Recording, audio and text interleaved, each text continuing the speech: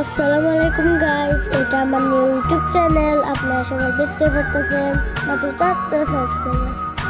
আপনাদেরকে অনুরোধ করতেছি আমার ইউটিউব চ্যানেল থেকে ঘুরে আসবেন আর আমাকে সাপোর্ট দিবেন। আমাকে সাপোর্ট দিলে আপনারা সাপোর্ট পাবেন, এটা কোনো সমস্যা নেই। এখন মেন কথা হচ্ছে যে এটা মানে একটু ইউটিউব চ্যানেল, বাট